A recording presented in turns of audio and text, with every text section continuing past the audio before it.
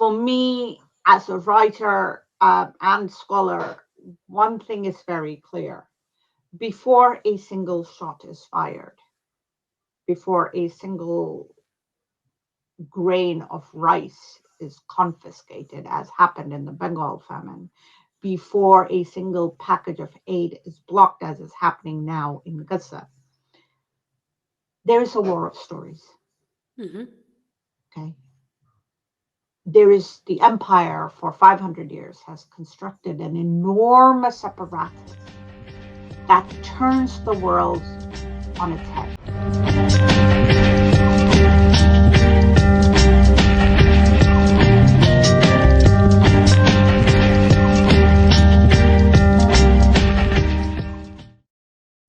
Welcome, Sunny Singh, to the Radical Futures podcast. Thank you so much for making the time from your very, very busy academic start of term.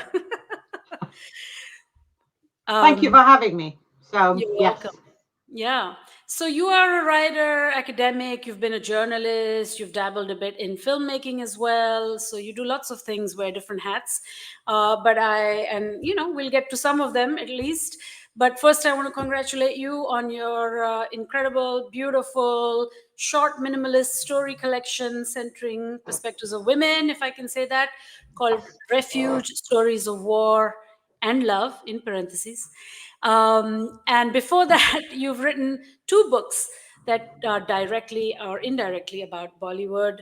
You are the co-founder of the Jhalak Prize, which was founded in 2016 in the UK for BAME writers, Black, Asian, and minority ethnic, for those who don't Mhm. know. And I wanted to kind of start us there and unpack what I see as a sort of political approach that you take to literature and publishing. And I know you're a pretty fierce advocate for Palestine and other important causes. And we have seen in the past couple of years the ways in which writing, publishing, prizes, and culture broadly has become a sort of battleground.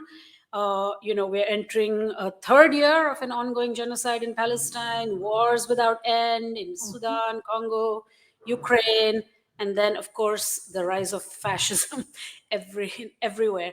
So I wanted to start by bringing all your expertise under one umbrella and say, where does literature come in? Wow, that was quite an intro.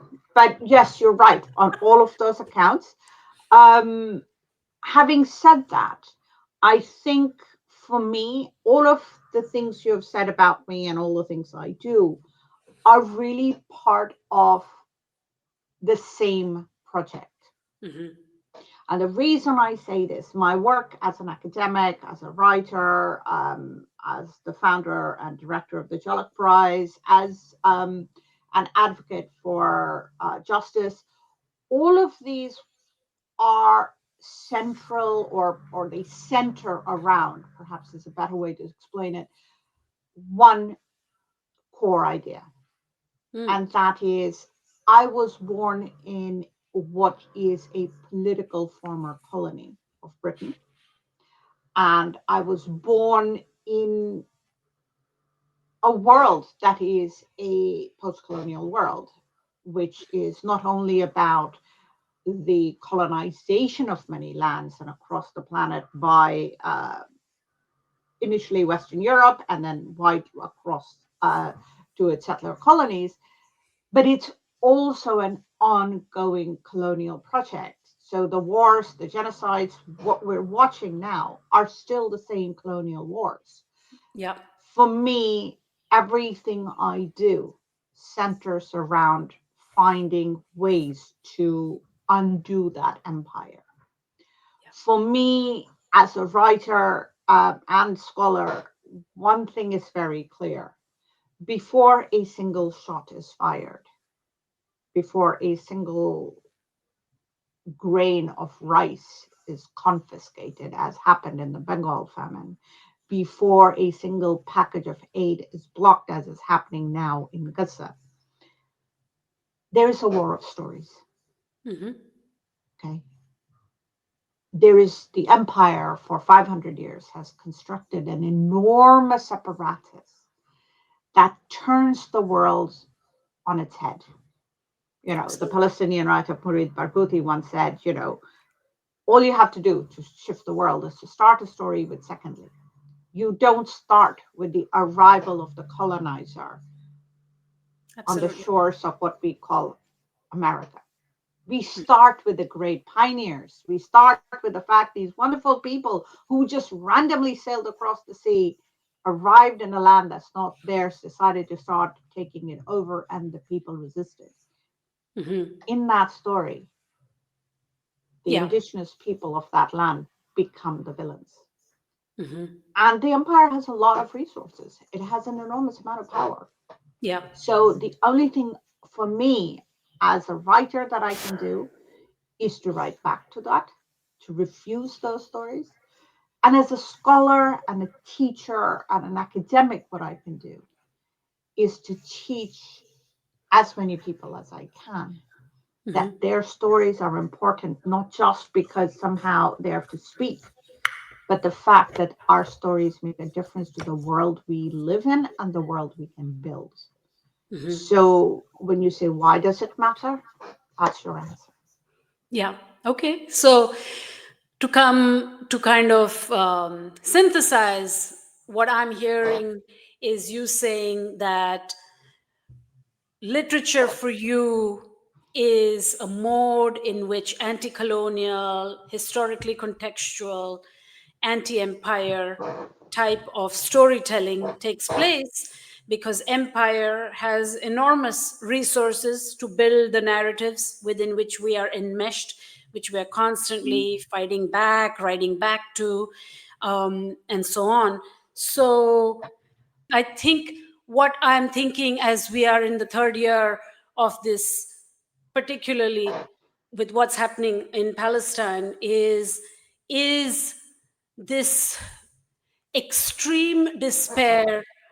And I think the despair is to do with speed, is to do with um, why how can it take that long, how can everything be slowed down? On the one hand, we are being told everything is happening very fast, we're getting all these images minute by minute, documentation, evidence, all that, even these reports that have come in, from the UN Mhm, and so on. Even that, actually, it's actually faster than we've ever known.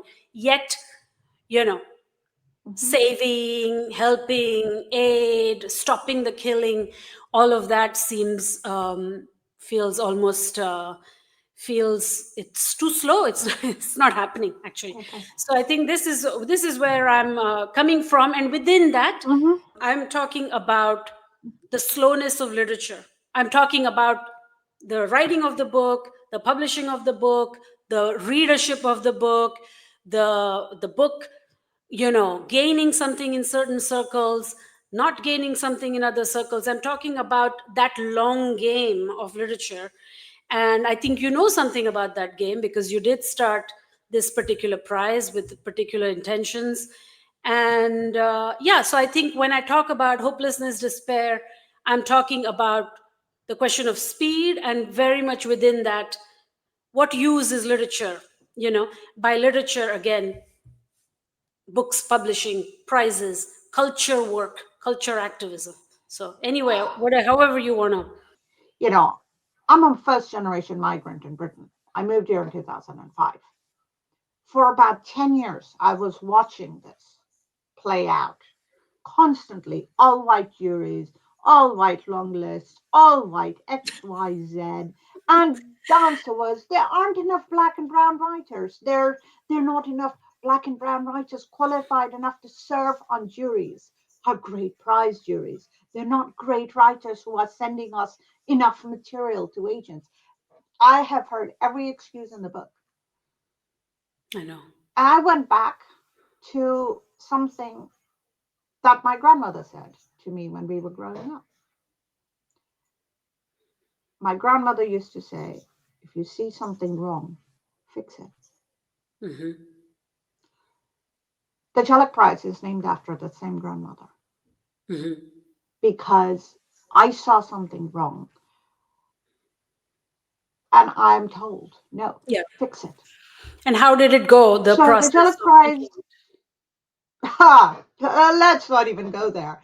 Oh, really? With, I mean, we're going into our 10th year. It'll be 10th anniversary in 2026.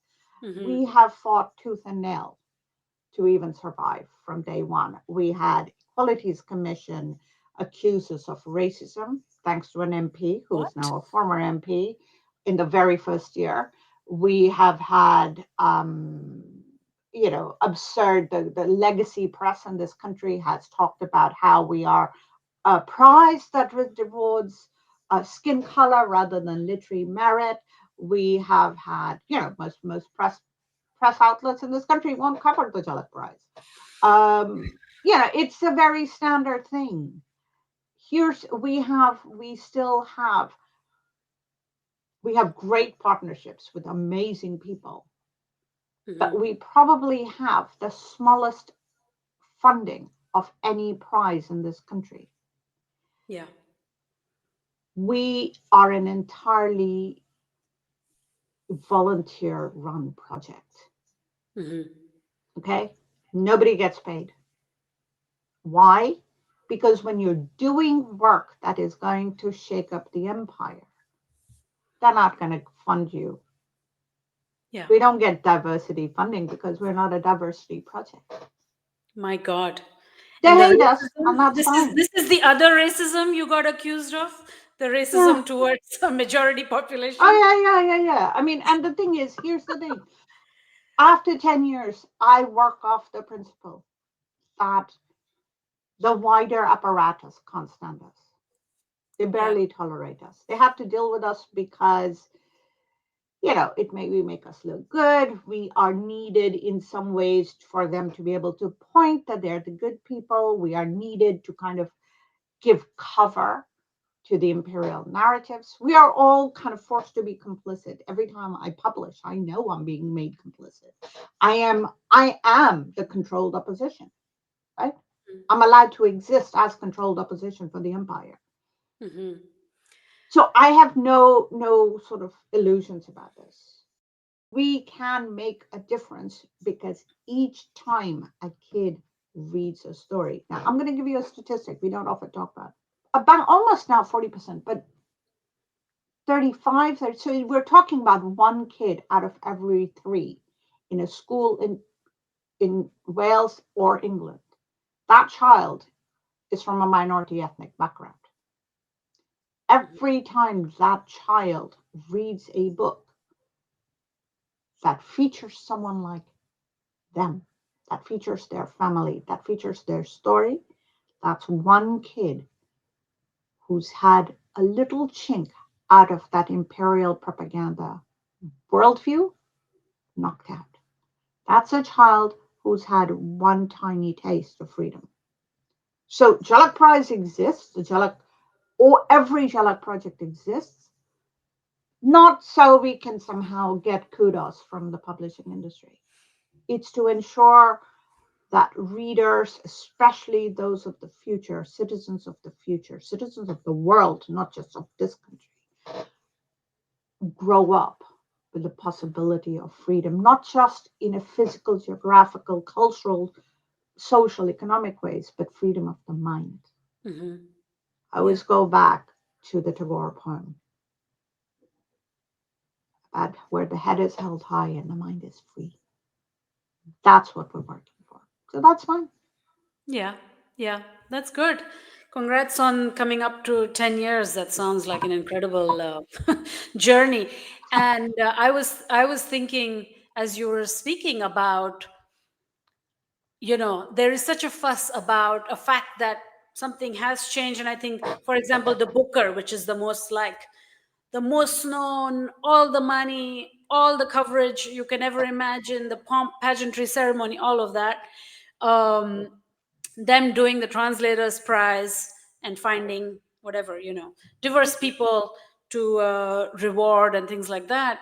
I have been thinking perhaps this does signal some sort of a tangible shift. Of course, these are not possible without all the other warriors such as yourself and all the other people within the culture work industry working really hard to bring it all, to harness all that sort of resistant energy. But I felt like we are safely within a space that some change has been recorded. But when you say that, I think I'm wrong. I know there's lots of work to do, lots of strides to make, but I'm surprised actually to hear just how awful this sounds, and that No, this is no, not good. I think when we start to make change rather than talk about change, Yeah. this is from Sarah Ahmed. So I'm paraphrasing her idea. When you start really getting down to the work, the structure will oppose you. Hmm. Obviously, Yeah. it's about showing. It's about continuing to talk about diversity. It's about continuing to talk about inclusion, talk about change, but ensuring that nothing changes. The more Exactly. you can talk about it, Yeah. the more you don't have to change. And Yeah. that is why the moment, and I have a great deal of love for writers who are, many of the writers who are obviously honored and Sure. celebrated by huge prizes, by huge publicity, because each one of them is important in Hmm. in telling different stories. Yeah. I'm not interested in individuals. Yeah. I'm interested in structural shifts. Hmm. A lot of I have very dear friends who are on the Booker International lists and various translation prizes and other prizes. And it's not as if I hold that against them. It's I celebrate with them. I'm joyful for them. I love the fact that they are recognized because they are. Let's be clear. I mean, they have to work I know. 100 times harder to Yeah. get there Absolutely. than Absolutely. somebody who is embedded in the empire. Hmm. I completely and absolutely love that we get there. Hmm. The issue is not individuals, it's the structure. I'm interested in knocking down the structure. I'm interested in pulling it down and rebuilding something that is more equitable. And Yeah. unless that's the part we tend to forget, we are given these little milksops and told, oh, but look, it's nice. Yeah, that's not enough. I Absolutely. don't want the bottom, the last chair at the table. I want the whole damn table for all of us. Absolutely. Absolutely. I know you. I'm going to come to you, the individual, and we're going to start with your Bollywood obsession. Hmm. You've written a book about Amitabh Bachchan before, Hmm. the great Yes. Amitabh Bachchan, and then 2 years ago or 1.5 years ago, Bollywood State of Mind was published, and for those of us who, for those listeners who have not read the book, maybe just tell us why Bollywood, what's this obsession, why is your story and the story of Bollywood connected? It's a really great question. But I think, again, it goes back to what I said earlier. It's Hmm. about the stories we tell, the stories we consume. Hmm. And I grew up in India. I was born in India. Um, in the 1970s, the walls, all the street, along the street, there would be these big hoardings, these hand painted hoardings, these big posters. There were songs that would play. I mean, this was our major cultural Yeah. consumption, right? I mean, and we didn't choose. So we would go and, I grew up in Banaras, so we would go to like the Shankar Institute and watch classical concerts that went all night. But, and we looked at art and we did all of that. But alongside, Hmm. we didn't separate it into high and sort of popular culture. It was only as I grew up, and the first time when I moved to New York as a 16-year-old with my father, who was posted there, was when I realized that there was a problem. And the problem was that was the first time I learned that, oh, an industry that is nearly as old, and I'm not just talking about Bollywood and Hindi cinema and Hindustani cinema, I'm talking Indian filmmaking, as the rest, as the rest of the world. Cinema as a technology arrived in India 6 months after it was, introduced to the world in Paris.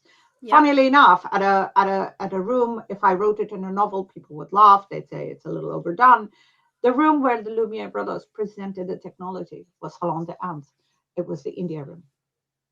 Wow. Talk about shadowing, right? And the technology arrived 6 months later on our shores, and Indians picked up movie making almost instantly. So I remember as a teenager going, wait, how is it that our films are silly? Our films are naive. The entire discourse around it is this is escapist fare for impoverished masses who are too stupid to know what's happening. And then I would go into, of course, in New York, and go into things like Ghostbusters and say, how is this working out for you? And Yeah. I think so very early on, I started to question the issues of narrative. I was fortunate. I went to a university. All my education was by people who demanded that I think. And when I started my PhD, I kind of reverted back many years later. I wanted to write about Indian cinema. And Hmm. the reason I wanted to write specifically about Indian commercial cinema, not just Hindustani, although obviously Hindi is my first language, Hindustani is my first language, so it was easier for me to focus on that. Um, was to because I realized that there was a problem. The people often writing academically about Bollywood or Hindustani cinema weren't particularly fond of it. They would even when they were in India or in the diaspora, they would take this kind of very academic view, very Sure. objective, neutral. And it's a kind of demand that is never made of, for example, a Hollywood scholar or a French or Italian cinema scholar. You are never demanded that you must place yourself outside and be sort of superior to this product that you're writing about. Yeah, Mm. you can be an absolute Hollywood fan. I have some really great colleagues who are absolute brilliant Hollywood fans. They write on, Spielberg and Sinatra and so on. They're never asked, you know, do you really like this? And do you really watch it? Aren't you a little bit embarrassed by it? Hmm. So I think that was an emotional core to it. And when I did my PhD, it really opened up a world that I hadn't quite recognized. The archival work, not just with cinema. I'm interested in how stories work, not just Yeah. in terms of how they're created, but how they impact people and Hmm. how they impact culture. And so I was very, very intrigued to see how from day one, but that's how Palke, there's a kind of anti-colonial impulse Okay. in the cinema. And I kept, I did my PhD. I then came back. I wanted to think about how culture and cinema interact and stardom interact. So I did the Amitabh Bachchan book, and then I went back to rethinking about how we need to write a cultural history of India Yeah. and how culture, cinema, theater, all of these have produced the country we are today. And that's where a Bollywood state of mind came from.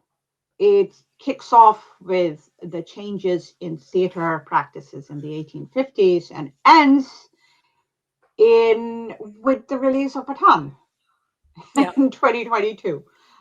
So it's a kind of a very large canvas, but I wanted a book that somebody who wasn't an academic, who wasn't a sort of, oh, I need a big. Sure. I wanted people who just love cinema to be able to pick it up and read it alongside what they would read about Fellini or, you know, Yeah. Yeah. or Hollywood or Korean cinema, whatever. They could just, somebody who loves cinema can read it and say, hey, this makes sense. This is this is Yeah, interesting. sure. Um, the book is of course nostalgic. It's beautiful. It talks about so many incidents from your childhood, your parents, their relationship, the places you moved, and ties films alongside. And it's really kind of masterful at the level of all the genres that you have infused. I just wonder what happens with what India is. So, I have a competing co-written academic book that nobody's going to read, so no worries. But the critique of that is the critique within that is this Hmm. Indian imperial formation. India's imperial Yeah. formation is the name of the book, and the instrumentalization of this Hmm. nationalism. Yes, it's anti-colonial, It but was, let's be clear, it it was was. It anti-colonial. was anti-colonial. I think there is a streak of it still that retains a kind of political Sure. engagement and anti-coloniality at its core. But when you cover a span of history, let's not pretend that cinema produced in the 1920s or 1940s, 1960s, 70s, 80s is the same as the one produced Absolutely. now. Yeah. Yeah. Yeah. No, I'm just, with all this stuff now, with the way in which India, the direction it's going in, the way in which Modi is instrumentalizing Bollywood, all the people that are bending the knee to him from Bollywood, it's a very disturbing moment, in time at this time. And, there is a part of me that, in a way, knows what I'm going to see if I click Hmm. on a certain Bollywood movie. I have a lot of problems with Pathan and RRR, for example. We But should. yeah, Yeah. Yeah. and but then of course the nostalgia that you speak of, having grown up in Hmm. India, understanding it intrinsically, how these Hmm. movies are, where it will lead me to, where the tears will come, what it will teach me, is still will lead me to click on it. And most recently I clicked on an airplane on a film called Fighter, and it was with Deepika Padukone and Hrithik Roshan, Oh both people God, I find that was grim. extraordinarily That hot. was grim. It But was it is grim. so anti-Kashmir, it is so anti-Muslim, to the point that I started to feel almost like I it's want just, to see. Yeah. so anyway, I just wonder how you feel about all these ambivalences, that in all of us. I'm sure you have I feelings. think. I think. Look. I think one of the things, as a scholar and a thinker, it's important that we. It is possible to love something and critique it at the same time. Sure. And that applies to movies, that applies to people we love, and it applies to countries that we love and belong to. These are not separate things. Hmm. These are not, we should be able to say, look, that is really not a good way forward.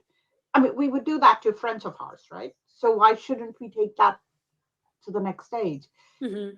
When it comes to culture, we should be very critical of what we consume. And if you look through a Bollywood state of mind, it isn't a great ode.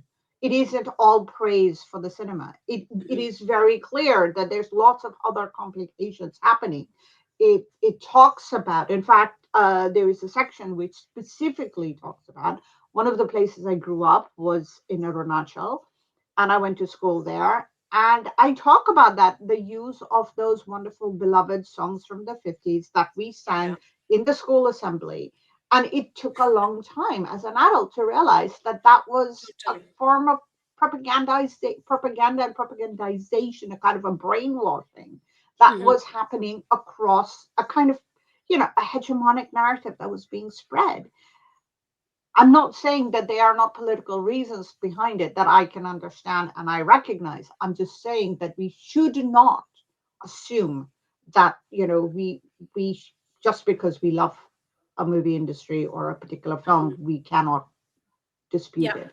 I want to go back to not just Fighter, but there's a whole range of these. I mean, it's I have a paper that I will eventually get to on precisely the use of mythical cinemas and the kind of this Mm, idea that it goes back to the 1930s and the 20s with these kind of you know dogmatic films. But in this case, now it's a redoing of mythical stories, but also historical cinema, which is actually period cinema or costume drama, mm, and really a kind of myth making with a very clear political agenda at the heart of it, which is required. And this is important that we think about it. When you think about sort of status quo or kind of thinking about hegemonic narratives, at the heart of it is a form of hyper aesthetic. And so when you see kind of Hrithik Roshan all buffed up and oiled in various states of undress, it's obvious. that is on purpose, right? Of course. I mean, if you go back and you think about, for example, let's shift our lens a little bit. It is not a surprise that a book and movie franchise that packaged uh, sort of liberal forms of racism, sexism, anti-Semitism, a kind of a Blairite vision of Britain, supposedly, which makes it liberal, and we know it's not, was the largest British product and export to the world from the 1990s on. So the last 30 years, think Hmm. about that franchise, right? The Wizards franchise. Yeah. Why does what? But think also of the aesthetics. Think of the emotive quantities. Kids picked it up worldwide. That wasn't because they were looking for stories about British private schools with Sure. magic thrown in. That was because of the machinery. But it was also because of the aesthetics, not only of the books, but when it was transported into this magical movie franchise, right? Hmm. What we're watching, what in many ways, what Indian cinema, and it's not just Bombay, it's across I mean, some of the industries from the South are pushing that envelope even farther, and not all industries, but specific sections of it. Um, it is very much rooted in this hyper masculine aesthetic, this kind of a Hmm. mythologized version. At the heart of it is sexism, casteism, Islamophobia, a kind of disdain for the power of the average person, this Absolutely. contempt for the poor, this contempt. I mean, so there is a kind of process of constructing this. Hmm. And we should be able to criticize that. We should be able to see that as Hmm. dangerous and damaging. But Yeah. I also want to go kind of loop back to what you said about your own book and why I talk about a political independence in 1947 Hmm. and why we are still living in a post colonial era. Every single nation state on this planet in 2025 is a post colonial state. It is a Westphalian state. It's a state, even if we are supposedly independent, that has been created by the colonizer. Yeah. And so the ways each of these nation states functions is basically built into the DNA. The empire is built into the nation state's DNA. Right? Absolutely. I said this. I say this on a regular basis. In 1947, the colonizer gave us the boundaries. They drew the line through the land, and you can argue that that was the only way they wouldn't leave. Okay, what about on 16th August 1947? Why didn't we just turn around and say, okay, yeah, you know what? Now that you're gone, get rid Yeah. of these boundaries. These were choices made by people who benefit, and not just individuals, because I'm not interested in, oh no, that we're going to demonize Nehru and Gandhi and not the other, and idolize the others. These boundaries were benefited structures, benefited established elite, and they went with it. Yeah. Now, so to me, anti-colonial activity is to also remind people that every state, as of now, is an imperial state, Absolutely. and we Absolutely. need to undo that, and Mhm. that's going to take its own time. Yeah, absolutely. We are going to be running out of time, so I wanted to amplify your beautiful news story collection, Refuge Stories of War and Love. And it just came out. And I just want you to tell us a little bit about this book. You write in the preface that it has taken you many years, that it's been with you for many years. And I, as with my literary critic hat on, would say stylistically extremely different. I would say the Bollywood book, for example, that came very recently, it's maximalist, and this is minimalist. There's a very clear minimalist thread.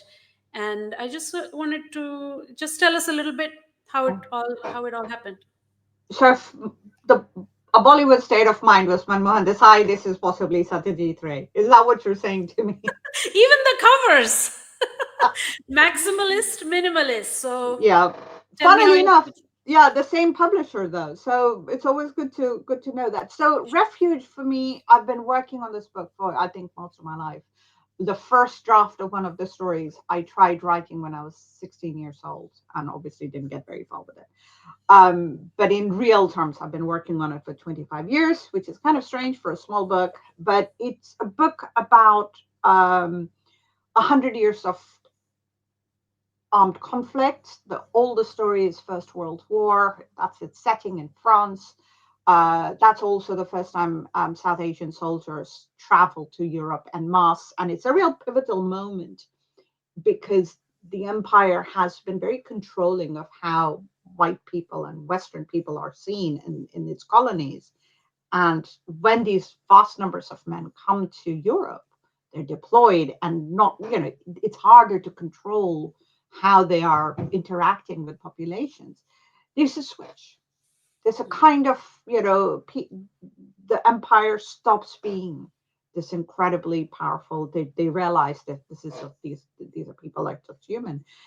So, and this last story, or the most recent story, is set, even though it's not chronologically in the book, is set in the Syrian refugee crisis. Yeah. My point around these stories was to think about how humans endure. And I think it is possibly my most explicitly political connection. It's anti-colonial, it's feminist, it's anti-war. Um, the genesis, I suppose, is because I'm a Fauji brat. My father was in army. I grew up in in cantonment towns. Um, and my first memories are from 1971. And, in this process of, there is this mythology that is pushed by governments because you have to give people something if you're going to send them off to go die and kill about the great hero. But Yeah. as a child, I remember seeing my father go off to war with his troops and fellow officers, and not a lot of them, and many who didn't come back. And this idea of how is it that you're supposed to, and the world celebrates, the country celebrates that there is all these, huge pronouncements and parades, and nobody stops to say what happened to that person who didn't come back, what happened to the family of the person who disappeared, what happened to the person whose land these wars were fought in. Because we have stopped thinking about wars. We have this idea of war, there's a battlefield and two armies meet, but and there's nobody there other than these people fighting. But Sure. was that ever true? you know for 500 years we live in a world of colonial wars where think about India. You had French, the Portuguese, the Spanish kind of going through. This is 17th century. They talk about these wars. They were fighting the French and the English fighting in India against each other on what happens to people who are just trying to get through their lives, right? They want to till their fields, they want to take care of their kids, and suddenly these armies on their lands, right? Beautiful. I don't go that far. I look at the last 100 years, but for me, it is important, and it is part of that anti-colonial thinking that we push back against imperial narratives in every which way. Part of it is to think about how really, when war is forced upon most of the world's population, Absolutely. how do we resist? And that resistance is caring for each other. It's about loving each other. It's also about loving ideals and fighting for them. So really, that's what these stories were about. Thank you so much. That's a beautiful note to end on. And I hope everybody's going to pick up all your books. Thank you so much for Thank you. joining me.